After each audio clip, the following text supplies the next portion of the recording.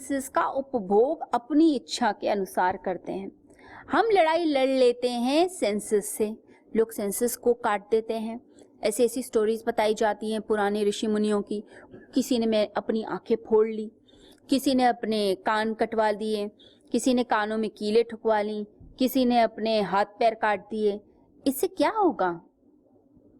ये सेंसेस जितनी भी होती हैं, हम इन्हें विकृत ना करें, हम इनका उपयोग करें। दुश्मनी करनी है तो हमें अपनी वासनाओं से करनी चाहिए, यानी उस वासना में रस लेना ये गलत है। रस ना लीजिए, बल्कि आपने क्या करना है, भीतर से उठती हुई जो वृत्ति का प्रवाह है, जो वृत्ति उठती है, मेंटल मॉडिफिकेशंस जो हैं, उसका निरोध करिए।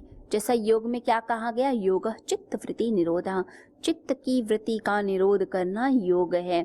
तो वासना को निरोध कीजिए, वृत्तियों का निरोध कीजिए, इच्छाओं का निरोध कीजिए जो आपके अंदर बसती हैं। हम बाहर से जो सेंसेस हैं, जो निर्दोष हैं, जिनका काम कुछ नहीं है, आप अपनी आंखों से भगवान को देखिए, भगवान की मूर्ति को देखिए, या आप किसी सुंदर शक्ल को देखिए। यह आपके ऊपर डिपेंड करता है, ये आपका संकल्प है, ये आप चाह रहे हैं।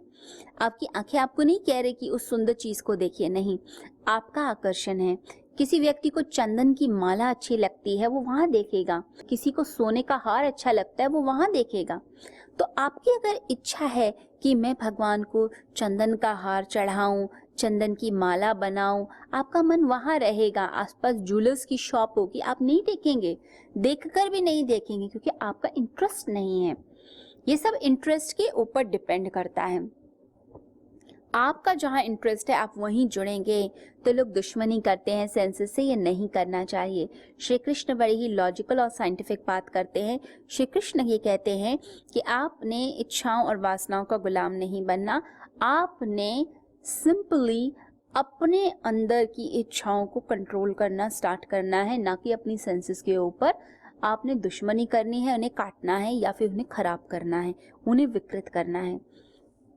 भगवान कहते हैं यहाँ पर कि सेंसेस, मन, शरीर जब छूटता है तो जीवात्मा सूक्ष्म इंद्रियों को लेकर शरीर से बाहर चली जाती है, जैसे वायु जो है गंध को लेकर चला जाता है।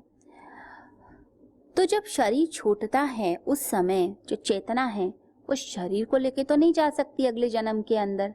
तो वो क्या करती है, वो शरीर को ड्रॉप कर देती है, और शरीर के साथ जो शरीर को भोगने की वासनाएं हैं, शरीर को पकड़ने की वासनाएं हैं, उन वासनाओं को इकट्ठा करके और गंध की तरह उन्हें लेकर उड़ जाती है। क्या होता है, शरीर जैसे ही छूटा तो जीवात्मा निकली बाहर, साथ में जो इंद्रियां हैं, सूक्ष्म इंद्रियां यानी आंखों के पीछे भी जो आंख है, कान के पीछे भी जो कान है, त्वचा के पीछे भी जो त्वचा है, यानी देखने की आकांक्षा, सूंघने की आकर्षा, चखने की आकांक्षा। आंख स्थूल है, ये आंखें यही रहेंगी, लेकिन आंख के पीछे जो देखने की आकांक्षा है, उस देखने की अभीप्सा को, इच्छा वासना को लेकर उड़ जाएगी जीवात्मा। अब यहाँ बड़ा प्यारा शब्द यूज किया गया है, जैसे वायु गंध को लेकर उड़ती है। हम फ्लावर्स को देखते हैं, फ्लावर्स में कितनी अच्छी फ्रेग्रेंस होती है। अब क्या होता है, आपने अर्क निकाला, आपने सोचा मैं इत्र बनाऊंगा, इत्र बनाने के लिए उसका अर्क निकाला, एसेंस निकाला, तो फूल वहीं के वहीं रह जाते हैं। आपने उसकी गंध ले ली, इत्र ले ली, और फूल वहीं के वहीं रह गए। ऐसे ही जब शरीर मरता है तो जो मरघट पे अस्थियां हैं उन्हें क्या बोलते हैं, फूल। हिंदू धर्म में इतना अच्छा शब्द यूज किया है फूल, कि फूल रह गए हैं, इनके फूल चुन के हमने हरिद्वार में गंगा में बहा दिए। क्यों? क्योंकि फूल यानी कि वो जो बॉडी है फ्लावर की वो रह गई, और जो उसकी गंध है यानी उसकी आत्मा वो शरीर को छोड़कर चली गई। तो भगवान श्री कृष्ण इतना सुंदर शब्द प्रयोग करते हैं फ्लावर, फ्लावर की गंध। तो जैसे फ्लावर छूट जाते हैं और उनकी गंध वायु लेकर चली जाती है, उसी प्रकार से ये शरीर छूट जाता है, और ये जो जीवात्मा है, ये जो चेतना है, ये क्या करती है, मन और इंद्रिय इन दोनों को लेकर उड़ जाती है, कहाँ जाती है? नए शरीर में प्रवेश करने के लिए, नए जन्म के लिए वह प्रवेश कर जाती है। तो जो हमने जिंदगी भर कामना की, हमने जैसा शरीर चाहा, जैसे हमने मन चाहा, जैसे हमने आसपास का माहौल चाहा, जैसे प्रोफेशन चाहा, जो सुख सुविधाएं चाही, जो दुख चाहे, जो भी हमने चाहा, और जो हमारी पिछला बैंक बैलेंस है, यानी कि हमारे पाप, हमारे पुण्य कर्म जो हमने संचित किए, पुण्य है तो पुण्य का लोक मिलेगा, पाप किए तो पाप लोक मिलता है, नरक मिलता है, यानी मनुष्य लोक के अंदर ही पाप भोगने पड़ते हैं।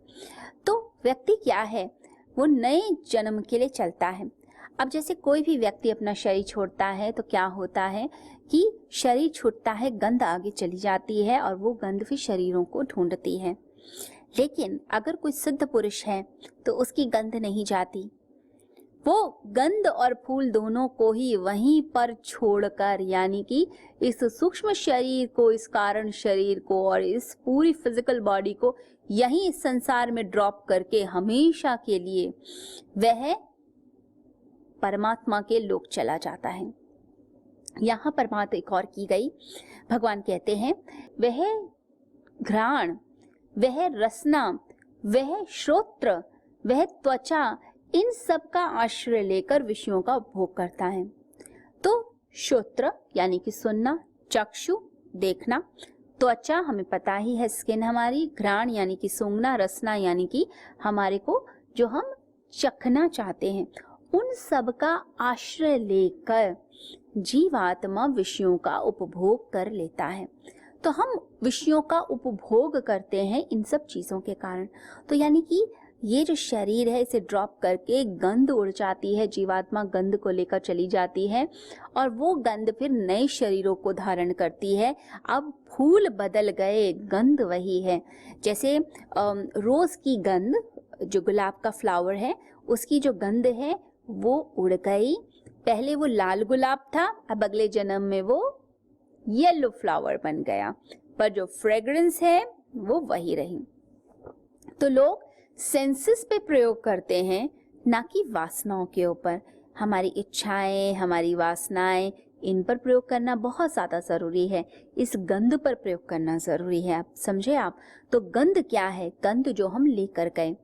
तो साधना में जो सिखाया जाता है, जब हम गुरुओं के पास जाते हैं, जब हम संतों के पास जाते हैं, तो वो हमें सिखाते हैं कि आपने अपने इस इच्छा पर काम करना है, गंध पर काम करना है, सूक्ष्म शरीर से पीछा छुड़ाना है। ये जो मन है, ये जो सूक्ष्म इंद्रियां हैं, ये जो बार बार जन्म लेने पे आपको विवश करती हैं, जन्म होता ही सूक्ष्म शरीर के कारण है। अगर कोई व्यक्ति सूक्ष्म शरीर को त्याग बैठे तो उसका जन्म दोबारा नहीं होता है। तो यही त्यागना है, तभी मुक्ति मिलेगी हमें। तो इच्छाओं पर काम कीजिए, इच्छाओं से पीछा छूटते ही मुक्ति है आपकी। तो क्या करना चाहिए? देखिए, जितनी ये वासनाएं हैं उस पर आप काम करना शुरू कीजिए। सिर्फ यही नहीं कि हम बाहर से भोजन नहीं कर रहे, हम व्रत कर रहे हैं, हम हजारों व्रत करने पे तुले हैं, पूर्णिमा का व्रत कर रहे हैं, सावन के व्रत रख रहे हैं, नहीं। आपने वो जो खाने की इच्छा है, जो नए नए व्यंजनों को चखना चाहती है, नई नई डेलिकेसीज को चखना चाहती है, खाना चाहती है, उस इच्छा का ही त्याग करना है। बाहर से कोई बढ़िया पकवान दे या सूखी रोटी नमक दे, आपके लिए सब बराबर है, क्योंकि आप जानते हैं कि शरीर में भोजन डाला जाता है। मेरी चेतना सदा से उपवासी है, सदा से उपवासी चेतना जो कभी नहीं खाती। आत्मा नहीं खाती है, खाता है ये शरीर। इस संसार में फिर उसे कुछ नहीं चाहिए, वो संसार की चीजों के लिए आकर्षित भी नहीं है, न संसार की चीजों को वो चाहता है। तो चीजें यहीं की यहीं ड्रॉप हो जाती हैं। तो जो भोजन है, जो खाना है, जो पीना है, उसके लिए सब कुछ बराबर हो जाता है। अब वो कुछ चीजों की तरफ भी आकर्षित नहीं होता, तो उसका मन कुछ और हो गया। जो इच्छा थी, खाने की जो इच्छा थी, उसने उसका भी त्याग कर दिया। साथ ही और जो वासनाएं होती हैं, किसी के प्रति ईर्ष्या हो गई, किसी व्यक्ति का चेहरा हो गया, किसी व्यक्ति का संग हो गया, वो जो संग रहने की इच्छा है उसका त्याग होता चला जाता है। हम अंदर से छोड़ते चले जाते हैं, हम बिल्कुल छोड़ देते हैं। हमें लगता है कि ये सब कुछ हम छोड़ दें और बस परमात्मा के हो जाएं। तो ये सब चीज़ें छूटती हैं। सेंसेस से वो दुश्मनी नहीं करता, विकृति नहीं करता। लोग क्या करते हैं, कई बार देखा जाता है जो जो हेल्दी हैं या बहुत ज़्यादा जो थोड़े से ओबीज़ हैं या जो मोटे लोग हैं, वो क्या करते हैं, वो डाइट स्टार्ट कर देते हैं, घी छोड़ देंगे, मक्खन छोड़ देंगे, वो चीनी भी छोड़ देंगे, वो बहुत सारी चीज़ों का त्याग कर देते हैं। अब इतनी सारी चीज़ों का उन्होंने त्याग तो कर दिया, लेकिन मन तो कर रहा है खाने का। तो क्या होता है, कुछ दिन चलता है डाइट, उसके बाद फिर छूट जाता है। लेकिन अगर हमारी खाने की जो इच्छा है हमने उसी का त्याग कर दिया, फिर कोई चीज़ हमें पकड़ती नहीं। लोग क्या करते हैं, विकृत कर लेते हैं, इसे बोलते हैं साइकोटिक स्टेजेस।